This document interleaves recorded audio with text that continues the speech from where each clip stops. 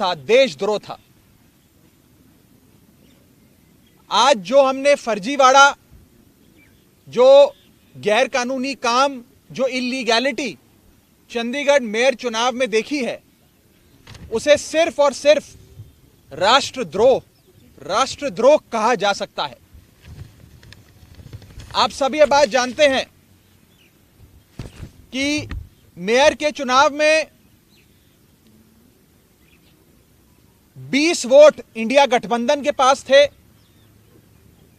और मात्र 16 vote Bharatiya Janata party के पास थे। 15 और साथ में अगर मैं एक और अन्य वोट भी जोड़ दूं, जहां 20 वोट आम आदमी पार्टी और कांग्रेस पार्टी के इंडिया गठबंधन के पास थे, वहां गठबंधन का जीतना, इंडिया अलायंस का जीतना तय था। और अपनी हार को सामने देख बीजेपी ने षड्यंत्र रचे। सबसे पहले 18 जनवरी को होने वाले चुनाव में प्रिसाइडिंग अफसर, जो चुनाव कराता है अफसर, उसे बीमार करके अस्पताल में भर्ती करा दिया ताकि उस दिन चुनाव ना हो। फिर चुनाव की जब नई तारीख आई, जो हाईकोर्ट ने निर्धारित करी, उस बीच ऑपरेशन लोटस करके आम आदमी पार्टी की और कांग्रेस के पार्षदों को खरीदने की कोशिश करी गई। जब बीजेपी का ऑपरेशन लोटस भी फेल हो गया, तो बीजेपी ने आज आप सबकी आंखों के सामने और आप सबके कैमरों में क्या है जो फर्जीवाड़ा किया है, पहले मैं सिलसिलेवार तरीके से आपको बताना चाहता हूं। बीजेपी ने अपने ही पार्टी के माइनॉरिटी विंग के ऑफिस बियरर को प्रिसाइडिंग अफसर बनाया। यानी कि जो शख्स घोषित भाजपा का सदस्य है, उनका ऑफिस बियरर है, पदाधिकारी है, उस माइनॉरिटी विंग के सेक्रेटरी को प्रिसाइडिंग अफसर बनाकर उसकी देखरेख में चुनाव कराने की घोषणा करी। चुनाव में जब वोटिंग समाप्त हुई और काउंटिंग की बारी आई, तो इस भाजपा के ऑफिस बियरर प्रिसाइडिंग अफसर ने किसी भी पार्टी के इलेक्शन एजेंट को आगे नहीं आने दिया। आप सब जानते हैं, आप सब चंडीगढ़ मेयर चुनाव देखते आए हैं, जब भी वोटों की गिनती होती है तो इलेक्शन एजेंट, तमाम पार्टियों के इलेक्शन एजेंट अपनी आंखों के सामने काउंटिंग टेबल पे खड़े होकर काउंटिंग करवाते हैं। लेकिन पहली बार इतिहास में देखा गया कि इलेक्शन एजेंट्स को दूर कर दिया गया, उन्हें टेबल के नजदीक नहीं आने दिया गया। और उसके बाद जो हुआ, आपने देखा कि कैसे भाजपा के इस पदाधिकारी ने, जो प्रिसाइडिंग अफसर था आज के चुनाव का, उसने अपने पेन से बैलेट पेपर पर इंक लगा लगाकर उस सारे बैलेट पेपर को इनवैलिड किया और फिर चुनावों की गिनती में, वोटिंग में, वोट काउंटिंग में उस एक एक बैलेट पेपर को इलीगल घोषित किया। पहली बार चंडीगढ़ मेयर चुनाव में कुल 36 वोटों में से 8 वोट इनवैलिड घोषित कर दिए गए। इतिहास में आज तक नहीं हुआ। आम आदमी पार्टी और कांग्रेस के गठबंधन को 20 वोट पड़ने थे, हमें 12 वोट पड़े और हमारे 8 वोट इनवैलिड घोषित कर दिए गए। और भाजपा का एक भी वोट इनवैलिड नहीं घोषित किया गया। भाजपा के और उनके कुल वोट 16 थे, उनको 16 वोट पड़े और आम आदमी पार्टी के 20 में से 8 वोटों को इनवैलिड यानी कि अवैध घोषित करके हमारे वोटों को घटाकर 12 कर दिया गया। साथियों, जब भी किसी भी वोट को अवैध घोषित किया जाता है या इनवैलिड करार दिया जाता है, तो उस वोट को दोनों पार्टियों के काउंटिंग एजेंट को दिखाया जाता है अवैध घोषित करने से पहले। यह डमी बैलेट पेपर है जो मैं आप सबके सामने लाया हूं। जब काउंटिंग के दौरान इस प्रकार के बैलेट पेपर को इलीगल घोषित किया जाता है, तो प्रिसाइडिंग अफसर, अगर मान लीजिए मैं प्रिसाइडिंग अफसर हूं, तो मैं दोनों पार्टियों के इलेक्शन एजेंट को वो दिखाऊंगा बैलेट पेपर की, देख लीजिए या इनके निशान बाहर लगा हुआ है, ये इनवैलिड है, मैं इसे अवैध घोषित कर रहा हूं। ऐसे दोनों पार्टियों के इलेक्शन एजेंट को दिखाया जाता है और दिखाने के उपरांत उनकी सहमति से और जो डीसी चुनाव हैं, जो डिप्टी कमिश्नर बैठे हैं, उनकी सहमति से इस वोट को अवैध घोषित किया जाता है। लेकिन आज ये नहीं हुआ। आज ना इलेक्शन एजेंट को दिखाया गया, ना डीसी को दिखाया गया, और बस एक एक कर आम आदमी पार्टी के वोटों को और कांग्रेस पार्टी के वोटों को अवैध घोषित कर दिया गया। यह दिखाता है कि भारतीय जनता पार्टी इतने छोटे से एक मेयर के चुनाव में, म्युनिसिपल कॉरपोरेशन के मेयर के चुनाव में, अगर इस प्रकार की गैर कानूनी असंवैधानिक घटनाएं को अंजाम दे सकती है, तो आप सोचिए कि लोकसभा चुनाव की हार देखते हुए ये लोग क्या करेंगे। क्या भाजपा इस देश को नॉर्थ कोरिया बनाना चाहती है कि इस देश में चुनाव ही ना हो, और चुनाव सिर्फ उसी स्थिति में हो जहां भारतीय जनता पार्टी पूरी मशीनरी को रिग कर पूरी चुनावी प्रोसेस को विशिएट कर चुनाव जीत सके। साथियों, मैं अनिल मसीह, जो भारतीय जनता पार्टी के माइनॉरिटी विंग के पदाधिकारी हैं और आज के प्रिसाइडिंग अफसर हैं, उनके खिलाफ कार्रवाई की मांग करता हूं। आपराधिक मामला दर्ज होना चाहिए और उनकी गिरफ्तारी होनी चाहिए। ऐसे लोग और ऐसी पार्टियां जो हमारे देश की लोकतंत्र की सरेआम हत्या कर रहे हैं, उन लोगों को बाहर रहने की कोई आवश्यकता नहीं है। उन लोगों की सही जगह जेल है, उन लोगों को जेल होनी चाहिए। और मैं एक और आपको फैक्ट बताना चाहता हूं। जब भी काउंटिंग के दौरान कोई भी इलेक्शन एजेंट पार्टी का ऑब्जेक्शन रेस करता है, तो उस ऑब्जेक्शन को डिप्टी कमिश्नर और वहां पर बैठे जो इलेक्शन ऑफिसर्स होते हैं, उनसे सलाह मशवरा करके उसका हल किया जाता है। आज पूरे सदन में हंगामा चल रहा था, लोग आपत्ति दर्ज कर रहे थे, प्रिसाइडिंग अफसर के कंडक्ट पे सवाल खड़े कर रहे थे, लेकिन प्रिसाइडिंग अफसर इलेक्शन कराते रहे, काउंटिंग करते रहे, और जैसे ही बीजेपी के कैंडिडेट को उन्होंने घोषित किया बतौर विजेता, उसके बाद जितने भी बैलेट पेपर थे काउंटिंग के, उन्हें जल्द से जल्द हटाकर एक कमरे में लॉक कर दिया गया। न जाने उन बैलेट पेपर्स के साथ इन लोगों ने आगे क्या किया होगा। बैलेट पेपर तक किसी पार्टी के किसी प्रत्याशी को, किसी काउंसलर को नहीं दिखाया गया। बैलेट पेपर तक गायब कर दिया गया है। यह आज सरेआम देश का एक महत्वपूर्ण शहर चंडीगढ़ में आप सबकी आंखों के सामने घटा है। मैं बस इतना ही कह सकता हूं कि भारतीय जनता पार्टी इंडिया गठबंधन से इतना घबरा गई है, इतना डर गई है कि अब वो इस प्रकार की असंवैधानिक घटनाएं, गैर कानूनी घटनाओं को अंजाम दे रही है। मैं सीधा बस इतना कहना चाहता हूं कि भारतीय जनता पार्टी ने जो आज चंडीगढ़ मेयर चुनाव में किया है, वो सीधा सीधा देशद्रोह है। यह देशद्रोह से कम चीज नहीं है, और इन लोगों के खिलाफ कार्रवाई होनी चाहिए। नहीं तो इस देश के आम आदमी का लोकतंत्र से और चुनावी प्रक्रिया से विश्वास उठ जाएगा। मैं आगे अनुरोध करूंगा कांग्रेस पार्टी के वरिष्ठ नेता पवन बंसल जी को कि वो आपको संबोधित करें। धन्यवाद दोस्तों। जो आज म्युनिसिपल कॉर्पोरेशन चंडीगढ़ के बीच में हुआ है, ऐसा जंगल राज का नाच कभी कहीं नहीं देखने को मिला होगा। आदमी कल्पना भी नहीं कर सकता था कि इस हद तक भारतीय जनता पार्टी बुखलाकर अपनी हार अपने सामने देखती हुई इस हद तक पहुंच जाएंगे। बिल्कुल स्पष्ट तौर पे पहले दिन से जब 10 तारीख को इलेक्शन डिक्लेयर हुए थे, वो जानते थे कि उनके पास 15 हैं, 14 उनके अपने काउंसलर, एक एमपी, और अगर एक अकाली दल उनके साथ वोट डालें तो एक वो, और इधर कांग्रेस और भारत और आम आदमी पार्टी के पास 7 और 13 मिला के 20 कैंडिडेट बनते थे। आपस में हमारा फैसला हुआ था कि जैसे पहले by default Bharatiya Janata party को जीतने दिया, हम लोगों ने गैर हाजिर रहकर, इस बार ऐसा नहीं करेंगे। क्योंकि इससे पहले जैसे आप जानते हैं दिल्ली में पार्टीज़ का एक गठबंधन Indian national democratic inclusive alliance के नाम पर गठित हुआ था। उसमें दोनों आप और कांग्रेस उसके सदस्य हैं, उसके कंस्टिट्यूएंट्स हैं। वहाँ अभी बातचीत चल रही थी।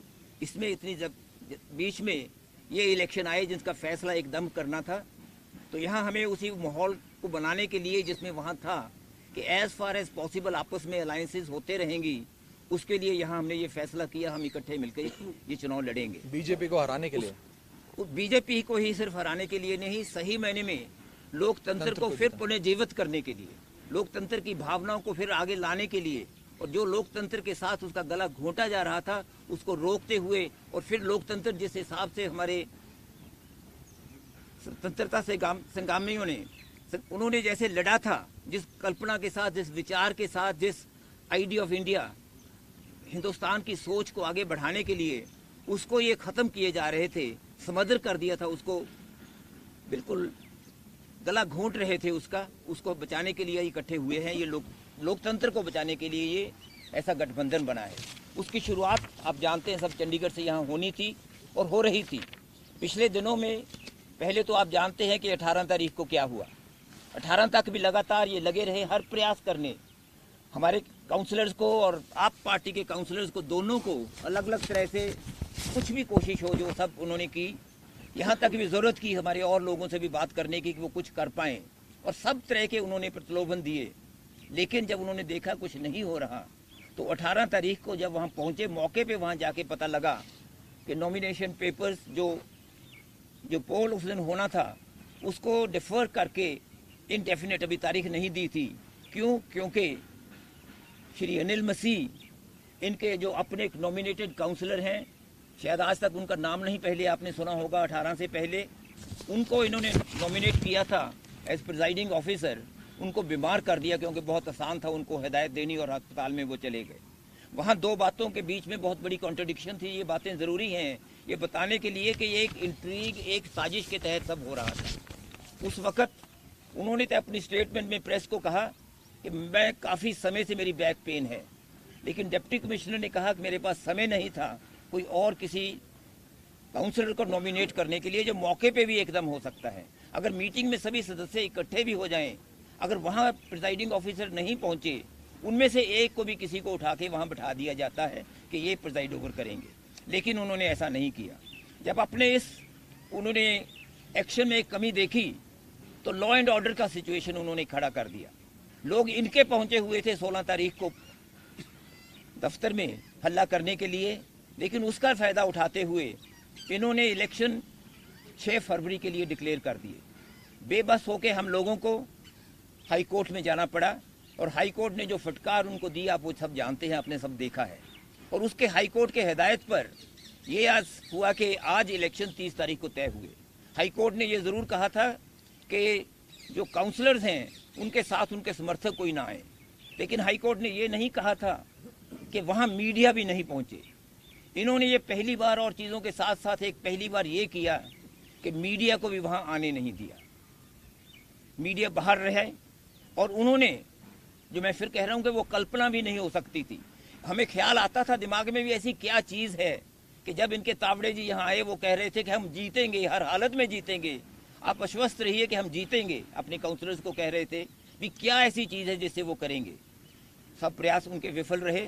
तो उन्होंने आज जब चुनाव शुरू हुए उस वक़्त, अगर आप एक पता नहीं शायद गलती उनसे हो गई, जिसने वो की होगी उसको भी सज़ा देंगे ये लोग, वो सारे का सारा इन्होंने लाइव स्क्रीन पे दिखाना शुरू कर दिया। और वो लाइव स्क्रीन पे हम लोगों को बाहर सभी को देख रहा था, आप भी देख रहे होंगे उसको। उसमें एक एक नॉमिनेशन पेपर पे अगर आप गौर से देखें, मैं उनका धन्यवाद करता हूं जिन्होंने, दोस्तों ने वो उसको पकड़ा। एक एक नॉमिनेशन पेपर पे एक साइड पे थोड़ा सा निशान लगा के दूसरी तरफ हस्ताक्षर करते हैं। हमने डिप्टी कमिश्नर से पहले रिक्वेस्ट की हुई थी कि ये जो प्रिजाइडिंग ऑफिसर हैं उनके पास पेन अलग रंग का होना चाहिए, हरे रंग का उनके पास पेन होना चाहिए, ताकि ऐसा ना हो कि वही कोई निशान लगा दें जिसका हमें डर था वो करें। हमने ये ज़रूर सुनिश्चित किया। कि बैलेट पेपर देने से पहले ऐसा ना कर दें। लेकिन जब बैलेट पेपर वहां पहुंचे, एक नॉर्मल प्रोसेस है, वो नॉर्मल डेमोक्रेसी का अधिकार है पार्टीज का, इलेक्शन लड़ने वालों का, कि अपना एक काउंटिंग एजेंट वहां मौके पे बिठाते हैं। काउंटिंग एजेंट आगे होते हैं, दोनों कैंडिडेट अपना अपना एक नामजद कर देते हैं, वो वहाँ आके वहाँ वो देखते हैं, एक एक पेपर को वो देखते हैं, फिर वो देखते हैं भी हाँ ये इनवैलिड है। लेकिन इस केस में क्या हुआ, जो काम सेक्रेटरी या किसी और ऑफिसर का होना था म्युनिसिपल कॉरपोरेशन में, वो भी उन्होंने प्रिजाइडिंग ऑफिसर ने खुद ले लिया। बैलेट पेपर निकाल के बाहर रखे, एक एक को खुद खोला, खोल के देख रहे थे हम उनके चेहरे पे क्या रंग उड़ रहे थे। वो देख रहे थे ये भारतीय जनता पार्टी हार रही है, और ये आपका जो कैंडिडेट मेयर का था, हमारे कांग्रेस के होने थे senior deputy mayor and deputy mayor, आपस में ये समझौता था। जो ये कैंडिडेट हमारे साझे कैंडिडेट मेयर के लिए थे, देख रहे थे उनको वोटें ज़्यादा, उनके साझे कैंडिडेट मेयर के लिए थे, देख रहे थे उनको वोटें ज़्यादा, उनके चेहरे पे देखने को पता लगता था, उनके हाथ कांपने में पता लगता था। उन्होंने वो 2 बार ऐसे ऐसे करके रख दिए। बाद में उन्होंने फिर, वो ऐसा नहीं होता, बाद में उन्होंने फिर उठा के एक पे निशान लगाया साइड पे, और वहाँ हस्ताक्षर करके रख दिए, उनको रिजेक्ट करते रहे, दूसरे 2 ट्रेज में रख दिए। रिजल्ट वो हुआ जो राघव जी ने कहा है, 12 और 16 रहे, 8 वोटें पहली बार, यानी कि 25% से ज़्यादा वोटें रिजेक्ट हुई हैं इनवैलिड होके। आज तक जहाँ बिल्कुल अनपढ़ लोग भी वोट डालते हैं, वहाँ भी ये कभी नहीं होता, वहाँ कभी नहीं देखने को आया कि इतनी बड़ी परसेंटेज पे वोट्स रिजेक्ट हुई हों। बिल्कुल बेशर्मी के साथ उन्होंने वो आज किया जो लोकतंत्र में नहीं होता। एक पहले से साजिश थी, जब जो पहले दिन से सोच रहे थे कि हम कुछ भी हो ये चुनाव जीतेंगे, और हमारे दूसरों ने एकदम वहाँ प्रोटेस्ट किया। और एक दिलचस्प बात ये है कि जो उनके अपने जिनको उन्होंने बिठा दिया उसकी कुर्सी पे, मैं ये नहीं कहता कि वो चुने गए शब्द गलत होगा, उनको जो ज़बरदस्ती वहाँ बिठा दिया गया, impostor, I am using that word with responsibility, एक impostor, a person who usurped the authority of the mayor, उसको वहाँ बिठा, एकदम पास खड़े हैं, एक सेकंड में अगर आपने देखा होगा वो एकदम वहाँ कुर्सी पे बैठ गए। नहीं तो क्या होता है, वो ऐलान करते हैं, सामने से वो उठ के आते हैं, उसके साथ दूसरे सदस्य उनको लेके आते हैं, उनको कुर्सी पे बिठाते हैं, फिर वो आगे कॉन्डक्ट करते हैं इलेक्शन। ये नहीं हुआ। और बैलेट पेपर्स का क्या हुआ वो बिल्कुल हमें किसी को मालूम नहीं। इतने लोग उस पे टेबल पे भारतीय जनता पार्टी के चढ़ गए, ऐसा माहौल उन्होंने अफरा तफरी का वहाँ कर दिया कि किसी बात का वहाँ नहीं होता। हमारे सदस्यों ने सभी ने 20 के 20 ने इकट्ठे होके दूसरे दोनों कैंडिडेट्स वाला इलेक्शन पोस्टपोन, उसको प्रोटेस्ट में हमने हिस्सा नहीं लिया, क्योंकि अगर उसमें हम हिस्सा लेते तो हम ये बात कबूल कर लेते कि ये मेयर हैं। ये अच्छा नहीं लगता कहते हुए, लेकिन ये सत्य है, ये सच्चाई है, हमें कहना होगा कि इस वक्त उस मेयर को माना नहीं जा सकता। मेयर एक साजिश के तहत है, देशद्रोह जैसे कहा राघव जी ने, वो सचमुच एक देशद्रोह है। लोकतंत्र के साथ ऐसा एक घटिया, एक घिनौना माहौल जो आदमी सोच नहीं सकता। और ये हमारी वो बिल्कुल फादर्स्ट फियर्स, जो हम वो शंकाएं मन में कभी आती हैं कि लोकतंत्र में अगर ये फिर कहीं चुनाव जीत गए केंद्र में, जिसके कारण ये बना था गठबंधन, तो आगे के लिए देश में चुनाव को भूल जाइए। हमेशा लोग बात करते थे ईवीएम की, दोनों तरह के विचार होते थे, पार्टीज के अंदर भी दोनों विचार होते थे, लेकिन आज तो कुछ भी कह दें सब सच नजर आएगा कि ये अपनी सत्ता में रहने के कारण के लिए कुछ भी कर सकते हैं, किसी हद तक भी जा सकते हैं, ये बिल्कुल स्पष्ट उससे है। हम इनको नहीं मानते, हम इसको सिर्फ चैलेंज ये नहीं कि एक इलेक्शन पिटीशन होती है, वो नहीं होती। डिप्टी कमिश्नर देखने को नजर नहीं आ रहे थे, वहाँ कमिश्नर नजर नहीं आ रहे थे, वहाँ सेक्रेटरी जो होते हैं निकाल के असिस्ट करते हैं उनको खोलने के लिए, अलग अलग देखने के लिए। प्रिजाइडिंग ऑफिसर का काम ये नहीं होता कि अपने हाथ में सब चीज़ ले ले, प्रिजाइडिंग ऑफिसर बैठते हैं सिर्फ और कंडक्ट करते, सब चीज़ की जो प्रक्रिया होती है वो करते हैं दूसरे ऑफिसर्स। वो उनको नहीं करने दिया क्योंकि पहले से ही उनको हिदायत थी।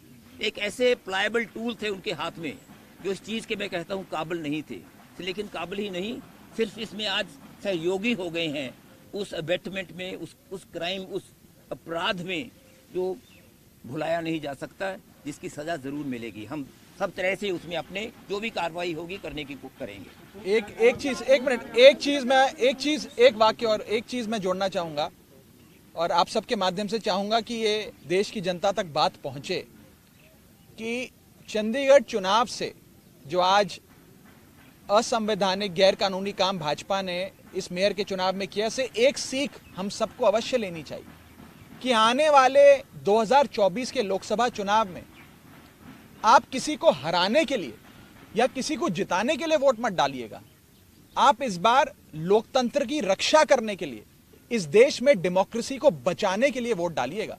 क्योंकि अगर इस बार इसी छल कपट से इंडिया गठबंधन को हराकर भाजपा फिर जीत जाती है तो शायद इस देश में चुनावी प्रक्रिया ही समाप्त हो जाए और भारत देश चीन या नॉर्थ कोरिया जैसी डेमोक्रेसी में तब्दील हो जाएगा। ये बड़ा खतरनाक आज संदेश इस चंडीगढ़ मेयर चुनाव से निकला है। मेरी देशवासियों से अपील है कि इस पे जरूर गौर फरमाइएगा और अपने वोट की ताकत से आने वाले 2024 के लोकसभा चुनाव में डेमोक्रेसी की रक्षा करने के लिए, लोकतंत्र को बचाने के लिए वोट डालिएगा।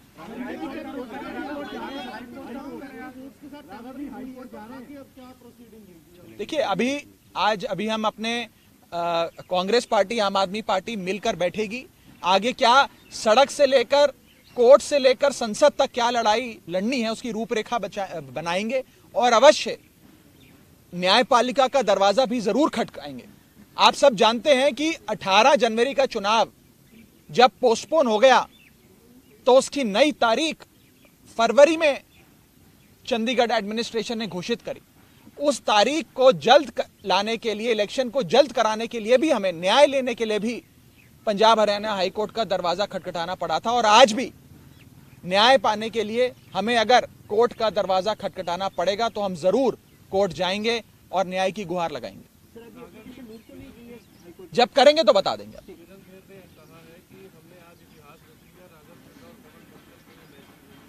इतिहास तो रच दिया, मैं तो सहमत हूं। आज जो सांसद चंडीगढ़ से जो है किरण खेर जी, उन्होंने कहा कि हमने इतिहास रच दिया और ये राघव चड्ढा और पवन बंसल के लिए संदेश है। मैं और बंसल साहब दोनों हाथ जोड़कर कबूलते हैं, आप लोगों ने तो इतिहास रच दिया, लेकिन इतिहास राष्ट्रद्रोह करने में रचा है। आपने इतिहास असंवैधानिक गैर कानूनी काम करने में रचा है और आपने इतिहास लोकतंत्र की हत्या करने में रचा है। ऐसा इतिहास रचना आपको और आपकी पार्टी को मुबारक। हमारी पार्टी अवश्य लोकतंत्र को जीवित रखने के लिए, उसे बचाने के लिए लड़ाई लड़ती रहेगी। ये सत्ता की बात नहीं है, इसमें यह नहीं कि मेरा जिस पार्टी का है कि उस पार्टी का है, हम सत्ता में आ गए वो सत्ता में आ गए। ये लड़ाई अब उससे कहीं बड़ी है, ये लोकतंत्र को बचाने की लड़ाई है। अगर आप खुद सोचिए कि एक मेयर जैसे छोटे से चुनाव में अगर बीजेपी ये हरकत कर सकती है तो 2024 के चुनाव में अपनी आंखों के सामने हार देख बीजेपी क्या क्या गैर कानूनी काम करेगी, आप इसका अंदाजा भी नहीं लगा सकते। आप कह रहे हैं कि आगे लोकसभा में ऐसा हो सकता है, तो आपकी क्या प्रेपरेशंस है? आप कैसे भाई हमें इलेक्शन भी ऐसा लग रहा था कि मेयर की इलेक्शन ही लोकसभा की इलेक्शन नहीं, आज नहीं कहा जा सकता भी आगे को क्या करेंगे। आज तो पहला दिन है। आज तो मेयर के अभी हमारे काउंसलर्स वहाँ धरने पे बैठे हैं, अभी तो धरने पे वहाँ बैठे हैं। हम देखेंगे उनका क्या रवैया रह रहा है। आगे हम क्या करेंगे 2024 का, वो इलेक्शन लोकसभा का, वो इस वक्त नहीं कहा जा सकता। लेकिन ये चीज पहले बंसल साहब पूरा कर लें। बंसल साहब उन्हें पूरा करने दीजिए। Let him finish. बंसल साहब ऑफिसर के बारे में पहले 10 जनवरी को भी वही नोटिफिकेशन आई कि उन्हीं को प्रिजाइडिंग ऑफिसर बनाया गया। उसके बाद दोबारा से जब नई स्थिति आई तो उसके भी अली मसीह को बनाया गया। उसके क्यों नहीं विपक्ष में आपने? नहीं, जरूरत नहीं थी, वो कहने की जरूरत नहीं थी। इतना उन पे हमें विश्वास करना चाहिए, मानना चाहिए। अगर वो उसको अपॉइंट करते हैं, वो आए हैं बिल्कुल अच्छे बैठ के आज कर रहे हैं, तो वो दर्शाता है कि उस दिन वो सब एक होक्स था, उस दिन वो झूठ था उनका कि मेरी बैक पेन बहुत दिनों से। देखिए एक मिनट, हाईकोर्ट का जो ऑर्डर आया था, हाईकोर्ट ने अपने ऑर्डर में ये कहा कि इस पूरी इलेक्शन प्रोसेस की वीडियोग्राफी होगी और उस वीडियो का संज्ञान हाईकोर्ट खुद लेगा। मुझे पूरा विश्वास है कि पंजाब हरियाणा हाईकोर्ट में जब इस पूरे इलेक्शन प्रोसेस का वीडियो पहुंचेगा और ऑनरेबल जजेस अपनी आंखों से खुद देखेंगे कि कैसे भाजपा के माइनॉरिटी विंग के एक पदाधिकारी जो प्रिसाइडिंग अफसर बने, अपने ही पेन से निशान लगाकर बैलेट पेपर को अवैध घोषित कर रहे हैं। ये सारी चीजें जब हाईकोर्ट के सामने आएंगी तो हाईकोर्ट अवश्य कार्रवाई करेगा। पर आम आदमी पार्टी, कांग्रेस पार्टी, इंडिया गठबंधन मिलके सड़क से लेकर संसद तक, न्यायपालिका से लेकर सड़क तक क्या लड़ाई लड़नी है, आगे क्या रूपरेखा होगी, उस पर अवश्य चर्चा करेंगे और हाईकोर्ट का दरवाजा भी जरूर खटखटाएंगे। बिल्कुल प्रिसाइडिंग अफसर के खिलाफ कार्रवाई करेंगे। मैं तो आज इस मंच से ये मांग करता हूं कि प्रिसाइडिंग अफसर ने देशद्रोह किया है, उसे गिरफ्तार करना चाहिए, उस पर आपराधिक मुकदमा चलना चाहिए। सबसे बड़ा दोषी है। जरूर हम कंप्लेंट भी करेंगे, कार्रवाई की मांग भी करेंगे, और सिर्फ कार्रवाई की नहीं, उनकी गिरफ्तारी की मांग करते हैं। लोकसभा के चुनाव आ रहे हैं तो चंडीगढ़ सीट भी आम आदमी पार्टी के साथ मिलकर लड़ेंगे। See, this is not a setback for one coalition, one alliance or one party. It is a setback for India's democracy. And as a Democrat, as somebody who believes in India's democracy, we are aggrieved, we are hurt, and we are flabbergasted, we are worried as to what will happen in the upcoming 2024 polls. If BJP can resort to such low levels, stoop to such low levels and commit forgery, illegality, and something that should even be labeled as an act of sedition, then BJP can go to any level to rig the election process and to indulge in every possible electoral fraud and electoral malpractice. And in fact, we would even request the High Court, when the matter goes there, to ensure and to direct that a proper inquiry be conducted into the entire conspiracy as to who all were the partners in it, and action should be taken against all of them. देखिए, हम ये मांग करते हैं और हम कल high court में भी इस दलील को रखेंगे कि पहले जो आज इलेक्शन एक इलीगल इलेक्टोरल फ्रॉड हुआ जो है, उसे सेट असाइड किया जाए। दूसरा, एक fresh election, free and fair election call किया जाए। और तीसरा, पंजाब हरियाणा हाईकोर्ट के द्वारा अपॉइंटेड एक रिटायर्ड हाईकोर्ट जज को प्रिसाइडिंग अफसर बनाकर पूरे इलेक्शन प्रक्रिया फिर से कराई जाए, ताकि इस बार कोई बीजेपी का पदाधिकारी प्रिसाइडिंग अफसर बनकर अपने ही हाथों से इंक लगाकर वोटों को अवैध यानी कि इलीगल घोषित ना करे और फ्री एंड फेयर इलेक्शंस हो। फ्री एंड फेयर इलेक्शंस और डेमोक्रेसी भारत के संविधान के बेसिक स्ट्रक्चर का हिस्सा है। अगर इस प्रकार से फ्री एंड फेयर इलेक्शंस और डेमोक्रेसी को समाप्त किया जाएगा तो यह भारत के संविधान पे चोट है। मुझे पूरा विश्वास है कि ऑनरेबल कोर्ट इसका संज्ञान लेकर उचित कार्रवाई इस विषय में अवश्य करेंगे। Thank you. दिल्ली की जो मेयर है वो भी सुप्रीम कोर्ट का रास्ता इख्तियार करती नजर आए। वो कहते हैं हमें समितियों की पावर नहीं दी जा रही है। देखिए, भारतीय जनता पार्टी से, जैसा कि मैंने कहा, हर फोरम पे लड़ाई लड़नी पड़ेगी और इस देश के लोकतंत्र को बचाना पड़ेगा। हम दिल्ली में भी लड़ाई लड़ते हैं, हम चंडीगढ़ में भी लड़ाई लड़ेंगे, पर इतना ही कहना चाहता हूं कि अंत में जीत सत्य की होती है। कोई फ्रॉडस्टर नहीं जीतता, कोई इम्पोस्टर नहीं जीतता, कोई देशद्रोही अंत में नहीं जीतता। इंडिया जीतेगा, इंडिया गठबंधन जीतेगा, ये मैं आपको पूरे विश्वास से कहना चाहता हूँ। Please don't ask such question. Thank you.